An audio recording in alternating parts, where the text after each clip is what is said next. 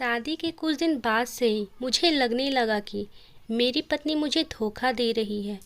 उसके यह हरकत देखकर मैंने अंधा होने का नाटक किया ताकि मैं सच्चाई का पता लगा सकूं।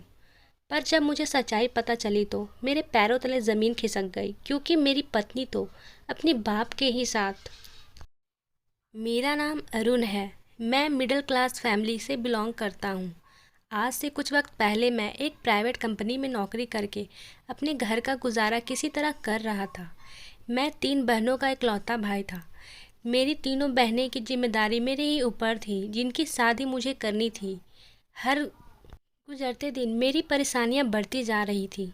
मैं इसी सोच में था कि मैं अपने घर का खर्चा चलाऊं कि अपनी बहनों की शादी करूं। मैं खुद 28 साल का हो गया था और मेरे से बड़ी मेरी 3 बहनें थीं।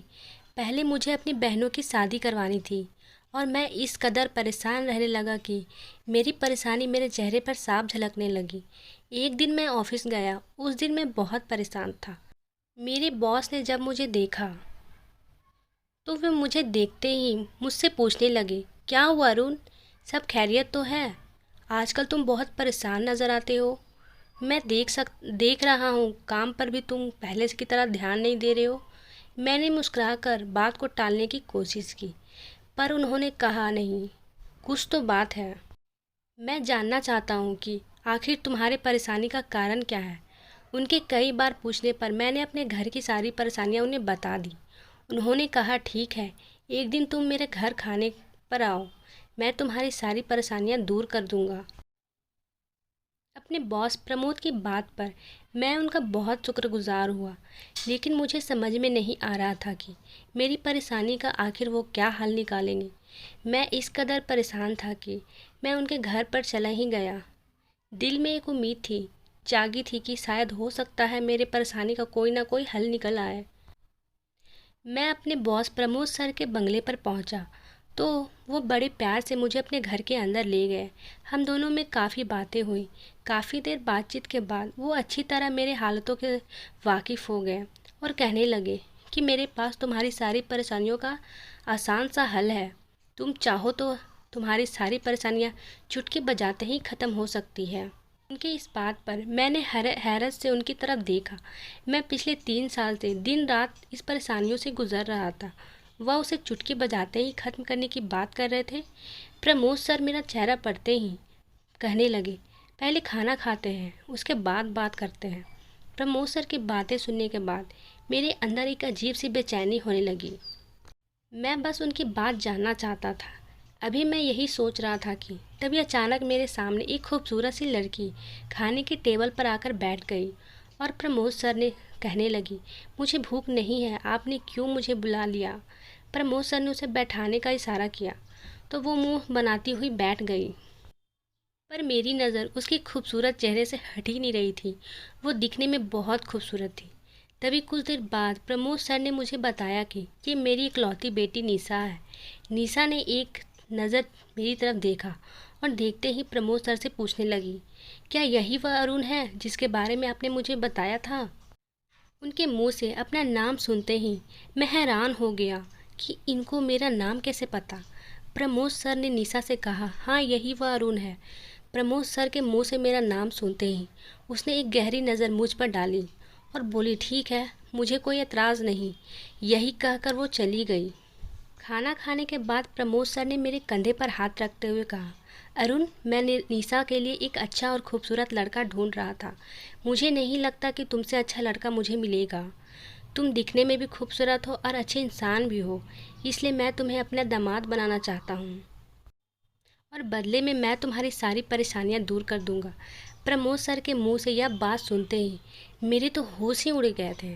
मैंने सपने भी सोचा था कि वह मुझ जैसे गरीब लड़के को अपना दामाद बनाने की बात कर सकते हैं। वह कहने लगे कि तुम्हारी बहनों की शादी का खर्चा मैं उठाऊंगा। निशा मेरी इकलौती बेटी है। मैं चाहता हूँ कि उससे शादी कर तुम उसे खुश रखो। यह बात सुनने के बाद मुझे तो प्रमोद सर की बातों पर यकीन ही नहीं हो रहा था। प्रमोद सर से इस फैसले पर मैंने उनसे कुछ वक्त मांगा और यही कहकर मैं अपने घर को लौट आया। घर पर मेरी बूढ़ी माँ और मेरी 3 बहनें मेरा इंतज़ार कर रही थी। उन्हें पता था कि मैं प्रमोद सर के घर गया था। घर आते ही माँ मुझसे पूछने लगी कि तुम्हारे सर ने तुम्हें क्यों बुलाया था। मैंने बिना कुछ सोचे समझे माँ और अपनी बहनों को सारी बात बता दी। माँ मेरी बात सुनते ही खुश हो गई। कहने लगी, बेटा इसमें सोचने की क्या बात है। उनकी बेटी निशा दिखने में भी खूबसूरत है और बदले में वो हमारे घर की सारी परेशानियां दूर कर देंगे। मेरी बेटियों की अच्छी से अच्छी शादी घर करवा देंगे और हमें चाहिए भी क्या। मुझे भी माँ की बातें सही लगी। सारी रात सोचने विचार करने के बाद मुझे यही लगा कि निशा से शादी करने के बाद मेरी सारी परेशानियां दूर हो जाएंगी।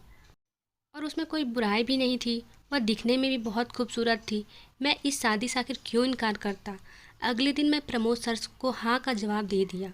मेरे जवाब सुनकर वह बहुत खुश हुए और अगले दिन उन्होंने मेरी और निशा की शादी करवा दी और अपने घर जमाई बनाकर रख लिया। मुझे अपनी शादी से ज़्यादा खुशी अपनी बहनों की शादी की थी, क्योंकि प्रमोद सर ने मेरी बहनों की शादी की जिम्मेदारी जो ले रखी थी। पर शादी की पहली रात को ही मेरे साथ कुछ ऐसा हुआ जिससे जानने के बाद तो मैं सदमे में आ गया था। शादी की पहली रात को निशा ने मेरे साथ ऐसी शर्त रखी कि जो कोई भी मर्द वो शर्त मानने को तैयार नहीं होगा। उसने कहा, अगर आप मेरी ये शर्त नहीं मानोगे तो मैं आपके साथ कोई भी रिश्ता नहीं रखूँगी। निशा की बात सुनकर मैं हैरान था कि शादी की रात कौन सी दुल्हन अपने पति से इस बात की बातें करती है। निशा ने मेरे सामने ऐसी शर्त रखी थी जिसमें मेरा मानना नामुमकिन था। सारी रात इसी कहा सुनी में गुजर गई और सुबह हो गई। सुबह खाने की टेबल पर बैठते ही प्रमोद सर ने मुझसे पूछा, सब खैरियत तो है। मैंने उनसे कमरे में अंदर की बात क्या बताता कि आपकी बेटी मेरे साथ क्या क्या किया। मैंने बात को टालते हुए कहा, हाँ सब ठीक है। बात करते करते उन्होंने कहा कि मैंने तुम्हारी बहनों की शादी के लिए कुछ जगह पर बात की है। कुछ दिन बाद उनकी शादी अच्छे और रईस खानदान में करवा दूंगा। प्रमोद सर की बातें सुनकर मुझे एक तसल्ली मिली कि चलो मेरी बहनों की शादी तो अच्छे घर में जाएगी। मुझे टेंशन थी तो निशा और उसके शर्त की कुछ दिन बाद प्रमोद सर ने मेरी दो बहनों की शादी एक अमीर और ऊंचे खानदान में करवा दी। मुझे इस बात की तसल्ली मिली कि चलो मैं अपनी ज़िंदगी में ना सही पर मेरी बहनें अपनी ज़िंदगी में खुश हैं। पर कभी कभी मैं अपनी ज़िंदगी के बारे में सोचता बिखर जाता। आखिर ना चाहते हुए भी कुछ दिन बाद मैंने निशा की वो शर्त मान ली। मैंने सोचा एक बार वो मेरी हो जाएगी तो मैं उसे मना लूँगा। जब मैंने निशा को बताया कि मैंने उसकी शर्त मान ली है तो वो बहुत ज़्यादा खुश हो गई और वह रात में मेरी ज़िंदगी की सबसे खूबसूरत रात बन गई। अगले कुछ दिनों में मेरी तीसरी बहन की भी शादी हो गई और मेरी भी शादीशुदा ज़िंदगी अच्छे से गुजरने लगी। मेरी ज़िंदगी में सब कुछ अच्छा हो गया था, पर यह मेरी खुशी शायद कुछ दिनों की मेहमान थी। मुझे एहसास नहीं था कि ये खुशी मेरी ज़िंदगी में एक बड़ा तूफान लेकर आने वाली है। शादी के कुछ दिन बाद मुझे महसूस होने लगा कि निशा की हरकतें कुछ ठीक नहीं है। मैं रात को सोने के लिए लेटता तो निशा बड़े प्यार से मुझे एक गिलास दूध पिलाती और दूध पिलाते से मुझे गहरी नींद आ जाती। हर सुबह जब सोकर उठता तो मुझे महसूस होता कि निशा पूरी रात मेरे साथ नहीं थी। मेरे साथ ऐसा होता हुआ देख मुझे एहसास होने लगा कि निशा मुझसे कुछ ऐसा छिपा रही है जिससे मैं पूरी तरह बिखर सकता हूँ। मुझे मेरे कुछ दिन यूं ही गुजर गए। एक बार मेरा छोटा सा एक्सीडेंट हो गया। एक्सीडेंट के बहाने मैंने जानबूझकर अंधा होने का नाटक किया, क्योंकि मैं निशा को वो राज जानना चाहता था कि आखिर वो मुझसे क्या छिपा रही है। और फिर जो राज मेरे सामने आया उसे देखकर तो मेरे पैरों तले ज़मीन खिसक गई। निशा को जब पता चला कि मैं अंधा हो गया हूँ तो वह मुझे दूध में अब नींद की गोलियाँ मिलाकर नहीं देती थी और उसका दिया हुआ दूध पीने के बाद मुझे नींद भी नहीं आती थी। एक दिन वह मेरे लिए दूध लेकर आई और मैं दूध पीकर झूठा नाटक करके सो गया।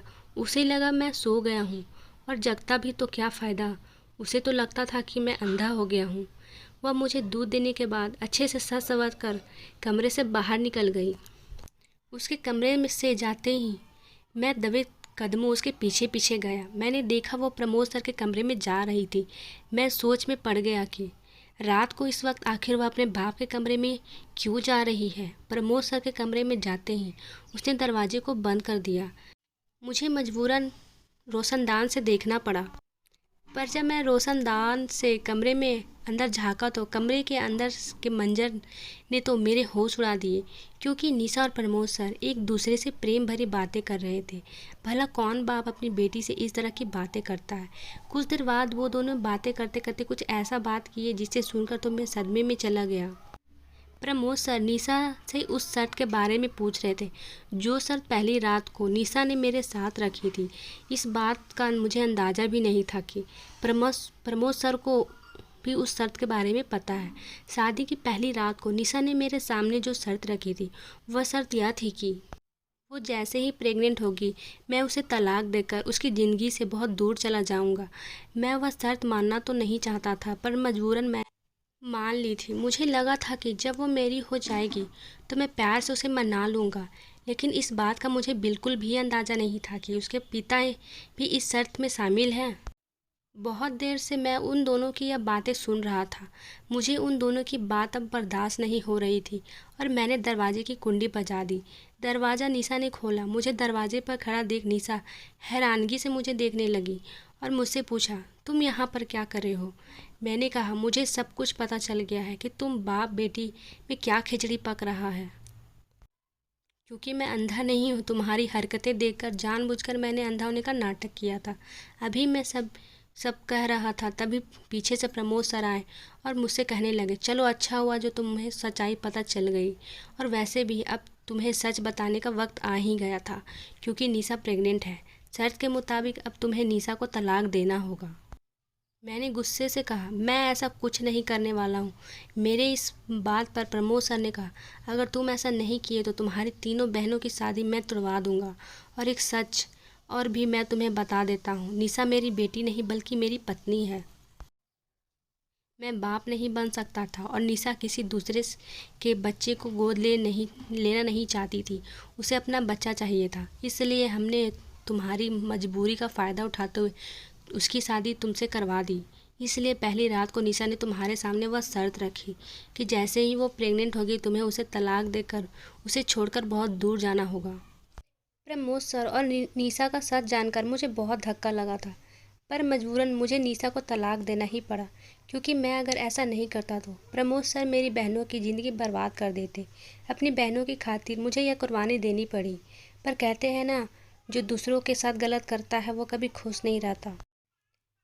प्रमोद सर और निशा के साथ भी कुछ ऐसा ही हुआ। निशा ने एक मरे हुए बच्चे को जन्म दिया। निशा की कोख में एक मरा हुआ बच्चा पैदा हुआ। निशा और प्रमोद सर ने मुझे धोखा तो दिया, पर वो लोग भी अपनी ज़िंदगी में खुश नहीं हैं। इसलिए कहते हैं कि अपनी खुशी के लिए किसी मजबूर के मजबूरी का फ़ायदा नहीं उठाना चाहिए। आपको ये हमारी वीडियो कैसी लगी कमेंट में ज़रूर बताएं और चैनल को सब्सक्राइब करना भी ना भूलें। Thank you.